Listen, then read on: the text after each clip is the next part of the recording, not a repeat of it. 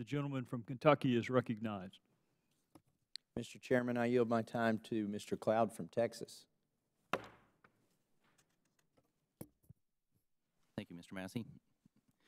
Thank you, Chairman, for holding this committee meeting.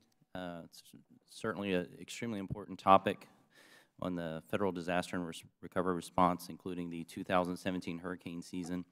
I have the honor of representing the 13 counties along the Texas Gulf Coast, going from Bay City down to Nueces County, which includes Corpus Christi. Of course, as you know, Hurricane Harvey made landfall in my district at Rockport, Texas. And I do want to thank you, first of all, for the work that you've been doing to help us recover. Over the last few months, we've been able to, a number of grants have come through, and it's really helping our district recover. Of course, each disaster affords us the opportunity to evaluate, and that's what this is about, and I appreciate your comments at the beginning, even in being proactive in a number of things. Wanted to kind of tell you what I've been hearing as I've traveled the district. Of course, the topics are broad. I've tried to put them into 3 buckets that seem to be reoccurring. Of course, each of them are interconnected and related, but housing has been an issue, staffing with FEMA has been an issue, and then seemingly wasteful and complicated processes. I know that you're working internally to see what you can do about that. I'm also interested to hear what you're doing internally, but also what we need to do as a legislative body to reform Stafford and free up your hands to do what needs to be done.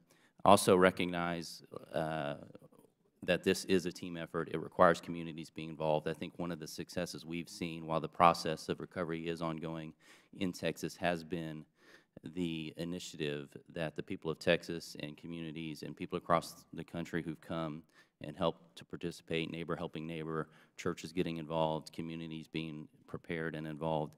Certainly there's a lot to be learned, but we're on the way to recovery because of some of those initiatives. Here's kind of what I hear when I'm touring and talking to people in our district. There is a lot to be learned. The processes are pretty complicated and long. If I were to, we had one school district map out the process, and if we were to lay it out across the table, they have 55 projects themselves they were trying to track, and so they created a map of it, and the process would fill up that table. It's that long. And what happens oftentimes, or what I've heard over and over a number of times, is you'll get to the end of the process, and there'll be, for example, a tree that's not supposed to be in the process, so it gets kicked back to the beginning, and then by the time it gets back to the final part, the staff has changed, and they're reevaluating using different parameters to evaluate, and so there's something else wrong with it, and so it goes back to the beginning of the process. And so this adds a lot of time. It adds a lot of waste, both internally for FEMA and to the people trying to recover. I think it's important to remember that these people, as they're trying to recover, first of all, they already had a job. Second of all, they had the new job of trying to fix their own house. I think of in Refugio, the superintendent, 80 to 90% of their kids were considered homeless. So was the superintendent. Her husband, who's the sheriff, was also homeless, and the sheriff's department had been displaced. So on top of that, they're trying to learn what is this new full-time job of FEMA recovery and mastering these processes. So that's the context that this is in. And so recurring staff was a big issue. I'm wondering, one of the other issues that we heard when it came to housing, for example, was the issue of FEMA being able to share information with local governments. For example, FEMA goes in, they survey the area, they find out who the homeless were. Local entities, county governments, state governments are trying to help solve the problem and could not get the information. They would be asked how many homeless people we have, and we're like, we don't know. We know FEMA knows, but they can't or won't tell us. We know FEMA is designed to operate on a federalist model. What kind of information does FEMA share with local government entities? Is there anything we need to do to make that process better? Congressman, thank you for the question. This could take a while to answer. Let's just start with housing. I can't think of one disaster recovery housing mission in the history of FEMA that is lifted up as the gold standard, and here's the problem. I need more granting authority, not me. FEMA needs more granting authority to block grant funding down to a governor so that a governor can do housing the way he or she thinks that it would work best in his or her community, not how FEMA thinks it works best. We tried something novel and innovative in the state of Texas with Governor Abbott, and I applaud his bravery for stepping up and the General Land Office for stepping up, because just dragging in FEMA manufactured homes or travel trailers is incredibly expensive. And there are some studies that suggest that one trailer, by the time you buy it, haul it, install it, get the permitting for it, landlord over it for 18 months, then dispose of it properly, haul it off, could be anywhere between $200,000 and $300,000 for one manufactured home. Why are we not being able to block grant that money directly to the citizen to do home construction, to keep them in their house directly? So even if we set a limit, and what we tried to do is enter into an inter-service agreement, it was something innovative. It didn't work as well as I had hoped it would work, but you know what? Hit me for trying something different.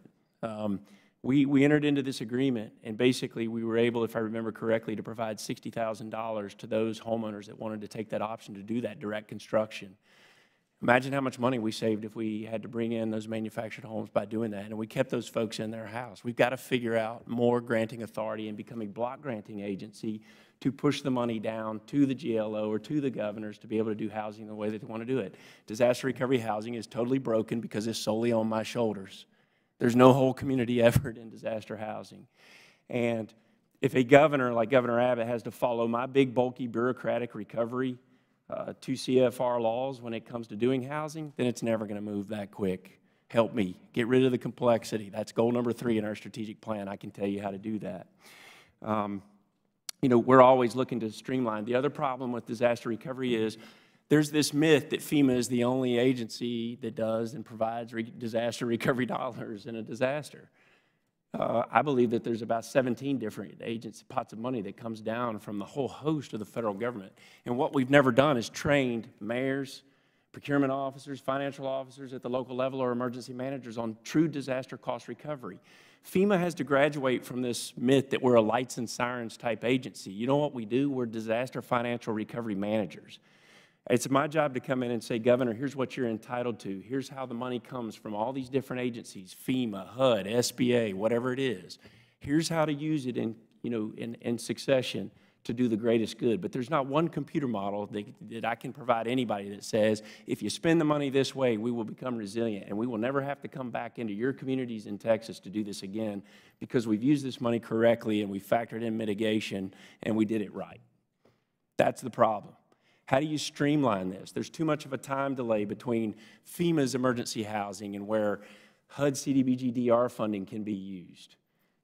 It's complicated. It creates mistakes. It's far greater than FEMA streamlining its processes. It's how do we do this in a block grant format and allow governors to control their own destiny? Take me out of the game.